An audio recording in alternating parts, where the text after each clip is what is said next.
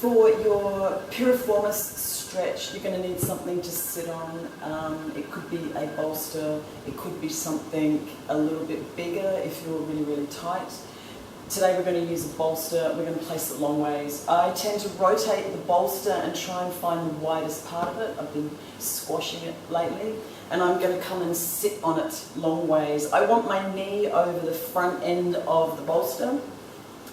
And I'm going to start to draw my back leg or the inside of my thigh towards the length of the bolster.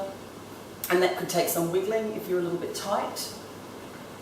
You want to think about really trying to square the hips up. The back hip has rotated out. I want to try and square it in. I want my shin to be at a right angle. So if I'm on a yoga mat, I'm going to line my shin up with the front of the yoga mat.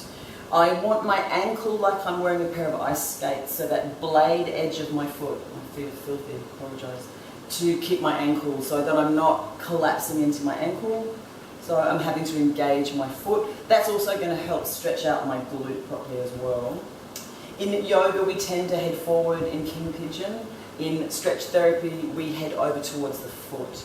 So there's 3 separate contractions. The first one is going to be elbow into knee. I'm going to push my knee up into my elbow. Before I do that, I'm just going to work at trying to draw my knee down towards the ground a little bit. I'm going to have a bit of a wiggle around and try and square those hips up. And then when I'm ready to start my contraction, I'm going to start really gently, pushing my knee up into my elbow, and then I'm going to try as hard as I can. So try and give it 100%.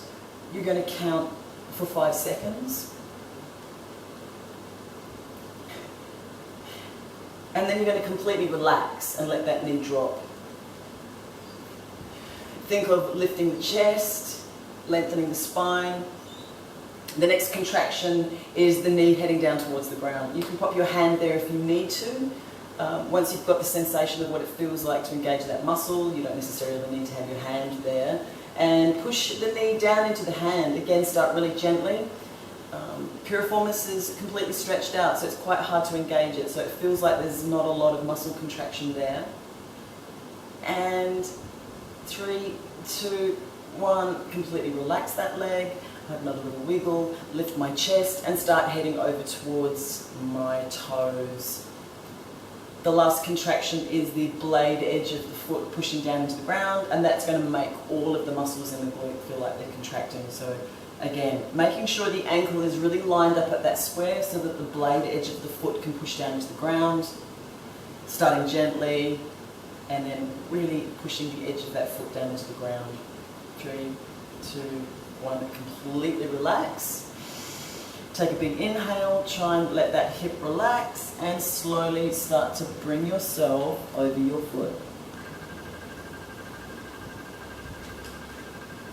Once you've really gone as far as you feel like you can go for that particular stretch, you're going to do the same contractions again. You're going to engage the knee up towards you for 5 seconds. You're going to try and push the knee down towards the ground for 5 seconds. And then blade edge of the foot towards the ground. And again, see if you can just completely relax.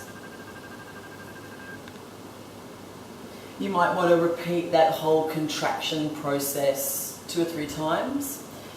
When you come out of these kinds of stretches, come out very slowly. Use your hands to lift you. You may just want to completely just bail out to the side for a sec and just let that leg completely relax. And then you're going to come up and have a little walk around. So try not to use those muscles too much.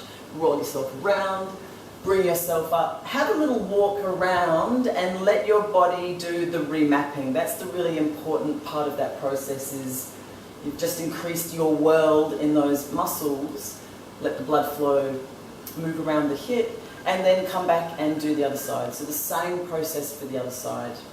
Same 3 contractions, same amount of time.